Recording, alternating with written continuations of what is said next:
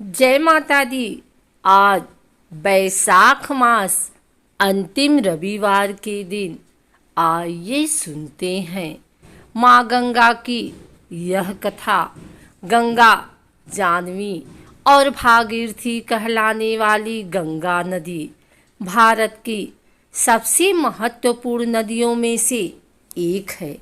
यह मात्र एक जल स्रोत नहीं है, बल्कि भारतीय मान्यताओं में यह नदी पूजनीय है, जिसे गंगा माँ अथवा गंगा देवी के नाम से सम्मानित किया जाता है। एक पौराणिक कथा के अनुसार गंगा पृथ्वी पर आने से पहले सूर्यलोक में रहती थी। तो क्या कारण था जो यह पवित्र नदी धरती पर आई? इसे यहाँ कौन लाया? गंगा नदी के पृथ्वी लोक में आने के पीछे कई सारी लोक कथाएं प्रचलित हैं, लेकिन इस सबसे अहम एवं रोचक कथा है पुराणों में। यह एक पौराणिक कथा के अनुसार अति प्राचीन समय में पर्वतराज हिमालय और सुमेरु पर्वत की पुत्री मैनाकी अत्यंत रूपवती एवं सर्वगुण संपन्न दो कन्याएं थीं। दो कन्याओं में से बड़ी थी गंगा तथा छोटी पुत्री का नाम था उमा। कहते हैं बड़ी पुत्री गंगा अत्यंत प्रभावशाली और असाधारण दैवी गुणों से संपन्न थी, लेकिन साथ ही वह किसी बंधन को स्वीकार न करने के लिए भी जानी जाती थी। हर कार्य में अपनी मनमानी करना उनकी आदत थी। हिमालय से बेहद ऊंचाई पर सूर्यलोक में रहने वाले देवताओं की दृष्टि गंगा पर पड़ी। उन्होंने उसकी असाधारण प्रतिभा को सृष्टि के कल्याण के लिए चुना और उसे अपने साथ स्वर्ग लोक ले गए। अब पर्वतराज के पास एक ही कन्या शेष थी, उमा। उमा ने भगवान शिव की तपस्या की और तप पूर्ण होने पर भगवान शंकर को ही वर के रूप में मांग लिया। इस तरह से दोनों का विवाह संपन्न हुआ।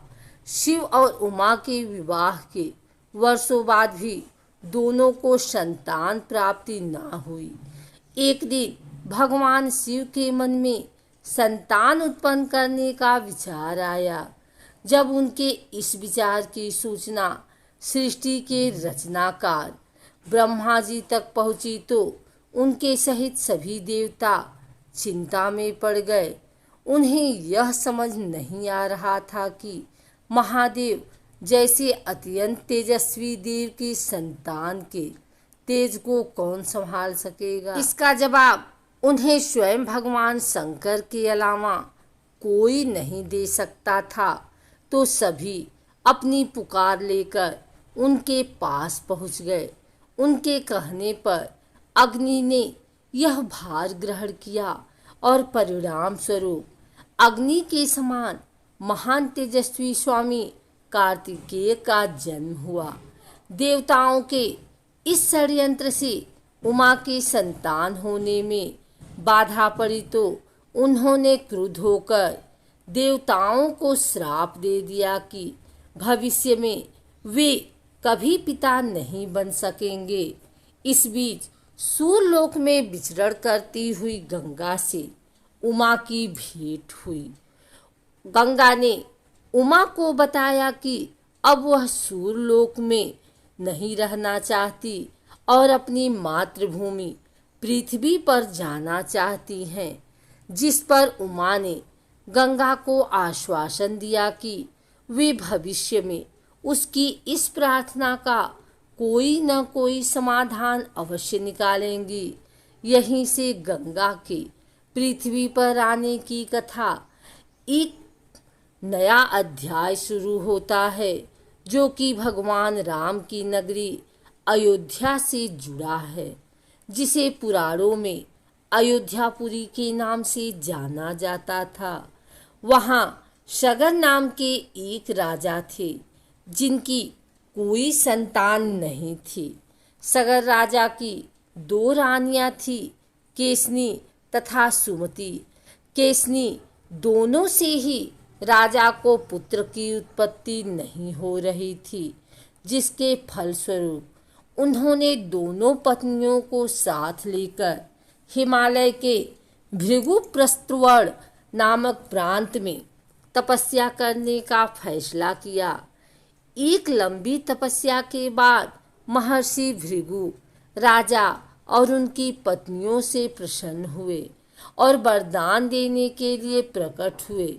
उन्होंने कहा, हे राजन, तुम्हारी तपस्या से मैं अत्यंत प्रसन्न हूँ और तुम्हारी दोनों पत्नियों को पुत्र वरदान देता हूँ, लेकिन दोनों में से एक पत्नी को केवल एक पुत्र की प्राप्ति होगी, जो वंश को आगे बढ़ाने में सहायक साबित होगा, तथा दूसरी पत्नी को 60,000 पुत्रों का वर हासिल होगा। अब तुम यह फैसला कर लो कि किसे कौन सा वरदान चाहिए। इस पर राजा की पहली पत्नी केसनी ने वंश को बढ़ाने वाले एक पुत्र की कामना की और रानी सुमति ने 60,000 बलवान पुत्रों की। उचित समय पर रानी केसनी ने असमंजस नामक पुत्र को जन्म दिया। दूसरी ओर रानी सुमति के गर्भ से एक तुम्बा निकला, जिसे फोड़ने पर कई सारे छोटे छोटे पुत्र निकले, जिनकी संख्या 60,000 थी। उन सब का पालन पोषण घी के घड़ों में रखकर किया गया। समय बीतने पर सभी पुत्र बड़े हो गए। महाराजा सगर का ज्येष्ठ एवं वंश को आगे बढ़ाने वाला पुत्र असमंजस बड़ा दुराचारी था। उसके कहर से सारी प्रजा परेशान थी। इसलिए परिणाम स्वरूप राजा ने उसे नगर से बाहर कर दिया। कुछ समय बाद असमंजस के यहाँ अंशुमान नाम का एक पुत्र हुआ। वह अपने पिता से बिल्कुल विपरीत स्वभाव का था। अंशुमान अत्यंत सदाचारी, पराक्रमी एवं लोगों की सहायता करने वाला था। एक दिन राजा सगर ने महान अश्वमेघ यज्ञ करवाने का फैसला किया, जिसके लिए उन्होंने हिमालय एवं विंध्याचल के बीच की हरी भरी भूमि को चुना और वहां एक विशाल यज्ञ मंडप का निर्माण करवाया। इसके बाद अश्वमेघ यज्ञ के लिए श्यामकर्ण घोड़ा छोड़कर उसकी रक्षा के लिए पराक्रमी अंशुमान को सेना के साथ उसके पीछे पीछे भेज दिया।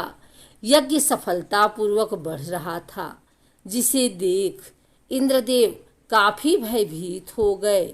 तभी उन्होंने एक राक्षस का रूप धारण किया और हिमालय पर पहुंचकर राजा सगर के उस घोड़े को चुरा लिया। घोड़े की चोरी की सूचना पाते ही राजा सगर के होश उड़ गए। उन्होंने शीघ्र ही अपने 60,000 पुत्रों को आदेश दिया कि घोड़ा चुराने वाले को किसी भी अवस्था में जीवित या मृत पकड़कर लाओ। आदेश सुनते ही सभी पुत्र खोजबीन में लग गए। जब पूरी पृथ्वी खोजने पर भी घोड़ा नहीं मिला तो उन्होंने पृथ्वी को खोदना शुरू कर दिया, यह सोचकर कि शायद पाताल लोक में घोड़ा मिल जाए। अब पाताल में घोड़े को खोजते खोजते वे सनातन वसुदेव कपिल के आश्रम में पहुंच गए। वहां उन्होंने देखा कि कपिल मुनि आंखें बंद किए बैठे हैं और ठीक उनके पास यज्ञ का वह घोड़ा बंधा हुआ है, जिसे वह लंबे समय से खोज रहे थे। इस पर सभी मंदबुद्धि पुत्र क्रोध में कपिल मुनि को घोड़े का चोर समझकर उन्हें अपशब्द कहने लगे। उनके इस कुकृत्यों से कपिल मुनि की समाधि भंग हो गई। आंखें खुलते ही उन्होंने क्रोध में सभी राजकुमारों को अपने तेज से भस्म कर दिया, लेकिन इसकी सूचना राजा सगर को नहीं थी। जब लंबा समय बीत गया तो राजा फिर से चिंतित हो गए। अब उन्होंने अपने तेजस्वी पौत्र अंशुमान को अपने पुत्रों तथा घोड़े का पता लगाने के लिए आदेश दिया।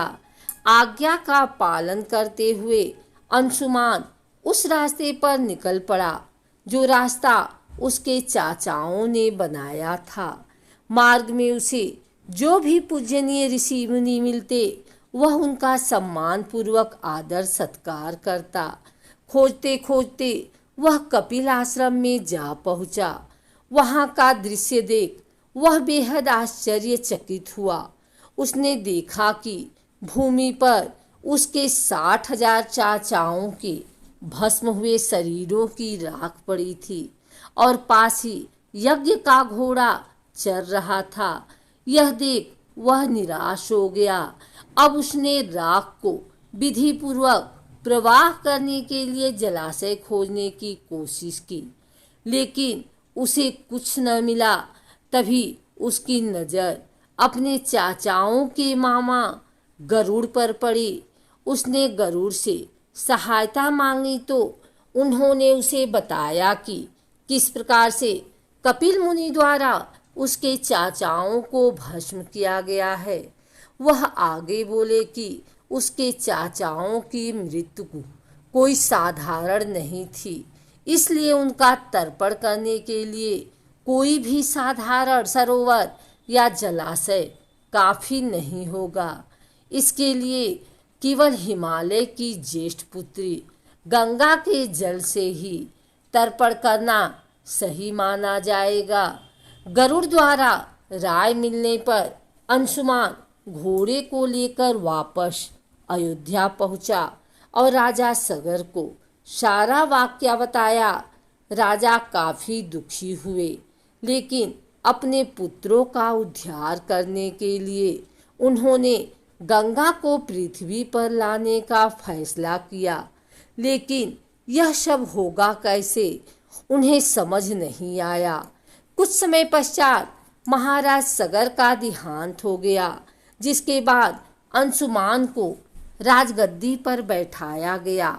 आगे चलकर अंशुमान को दिलीप नामक पुत्र की प्राप्ति हुई। उसके बड़े होने पर अंशुमान ने उसी राज्य सौंप दिया और स्वयं हिमालय की गोद में जाकर गंगा को प्रसन्न करने के लिए तपस्या करने लगी। उनके लगातार परिश्रम के बाद भी उसे सफलता हासिल ना हुई और कुछ समय बाद अंशुमान का देहांत हो गया। अंशुमान की तरह ही उसके पुत्र दिलीप ने भी राज्य अपने पुत्र भगीरथ को सौंपकर गंगा को पृथ्वी पर लाने के लिए तपस्या शुरू कर दी, लेकिन उन्हें भी कोई सफलता हासिल ना हुई। दिलीप के अनुसार भागीरथ ने गंगा तपस्या का फैसला किया, लेकिन उनकी कोई संतान ना होने के कारण उनको राज्य का भार मंत्रियों को सौंपकर हिमालय जाने का फैसला किया। उनकी कठोर तपस्या से आखिरकार भगवान ब्रह्मा प्रसन्न होकर उनके सामने प्रकट हुए और मनोवांछित फल मांगने के लिए कहा। भगीरथ ने ब्रह्मा जी से कहा, हे प्रभु, मैं आपके दर्शन से अत्यंत प्रसन्न हूँ। कृपया आप मुझे सगर के पुत्रों का उद्धार करने के लिए गंगा का जल प्रदान कर दीजिए तथा साथ ही साथ मुझे एक संतान भी दें ताकि इक्ष्वाकु नष्ट न हो। भगीरथ की प्रार्थना सुन ब्रह्मा जी मुस्कुराए और बोले, हे वत्स, मेरे आशीर्वाद से जल्द ही तुम्हारे यहाँ एक पुत्र होगा, किंतु तुम्हारी पहली मांग गंगा का जल देना। यह मेरे लिए कठिन कार्य है, क्योंकि जब गंगा जी वेग के साथ पृथ्वी पर अवतरित होंगी तो उनके वेग को पृथ्वी संभाल नहीं सकेगी। ब्रह्मा जी आगे बोले, यदि गंगा के वेग को संभालने की किसी में क्षमता है तो वह है केवल महादेव जी। इसलिए तुम्हें पहले महादेव शिव को प्रसन्न करना होगा। यह बोलकर पहले भगवान शिव के पास गए। ब्रह्मा जी द्वारा कहे अनुसार उन्होंने एक अंगूठे के सहारे खड़े होकर महादेव जी की तपस्या की। इस दौरान उन्होंने वायु के अलावा अन्य किसी भी चीज का ग्रहण नहीं किया। उनकी इस कठोर तपस्या से प्रसन्न होकर महादेव जी ने उन्हें दर्शन दिए और बोले, हे परम भक्त, तुम्हारी भक्ति से मैं बेहद प्रसन्न हूँ। मैं अवश्य तुम्हारी मनोकामना को पूरा करूँगा, जिसके लिए मैं अपने मस्तक पर गंगा जी को धारण करूँगा। इतना कहकर भगवान शिव वापस अपने लोक चले गए। यह सूचना जब गंगा जी को पहुंची तो वह चिंतित हो गई, क्योंकि वह सूरलोक छोड़ कहीं जाना नहीं चाहती थी। उन्होंने योजना बनाई कि वह अपने प्रचंड वेग से शिव जी को बहाकर पाताल लोक ले जाएंगी। परिणाम स्वरूप गंगा जी भयानक वेग से शिव जी के सिर पर अवतरित हुई, लेकिन शिव जी गंगा की मनसा को समझ चुके थे। गंगा को अपने साथ बंधे रखने के लिए महादेव जी ने गंगा धाराओं को अपनी जटाओं में धीरे धीरे बांधना शुरू कर दिया। अब गंगा जी इन जटाओं से बाहर निकलने पर असमर्थ थी। गंगा जी को इस प्रकार शिव जी की जटाओं में विलीन होते देख भगीरथ ने फिर शंकर जी की तपस्या की। भगीरथ के इस तपस्या से शिव जी फिर से प्रसन्न हुए और आखिरकार गंगा जी को हिमालय पर्वत पर स्थित बिंदुसर में छोड़ दिया। छूटते ही गंगा जी 7 धाराओं में बट गई। इन धाराओं में से पहली 3 धाराएं हृदनी, पावनी और नलिनी पूर्व की ओर प्रवाहित हुई। अन्य 3 सुचक्षु, सीता और सिंधु धाराएं पश्चिम की ओर बहीं और आखिरी एवं 7वीं धारा महाराज भगीरथ के पीछे पीछे चल पड़ी।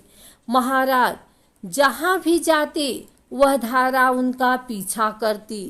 एक दिन गलती से चलते चलते गंगा जी उस स्थान पर पहुंची जहाँ ऋषि जन्हू यज्ञ कर रहे थे। गंगा जी बहते हुए अनजाने में उनके यज्ञ की सारी सामग्री को अपने साथ बहा कर ले गई, जिस पर ऋषि को बहुत क्रोध आया और उन्होंने क्रुद्ध होकर गंगा का सारा जल पी लिया। यह देखकर समस्त ऋषि मुनियों को बड़ा विस्मय हुआ और वे गंगा जी को मुक्त कराने के लिए उनकी स्तुति करने लगे। अंत में ऋषि जन्हू ने अपने कानों से गंगा जी को बहा दिया और उसे अपनी पुत्री के रूप में स्वीकार कर लिया। तब से गंगा जी का नाम जाह्नवी पड़ा। इसके पश्चात वे भगीरथ के पीछे चलते चलते उस स्थान पर पहुंची जहां उसके चाचाओं की राख पड़ी थी। उस राख का गंगा के पवित्र जल से मिलने हेतु ही सगर के सभी पुत्रों की आत्मा स्वर्ग की ओर प्रस्थान कर गई।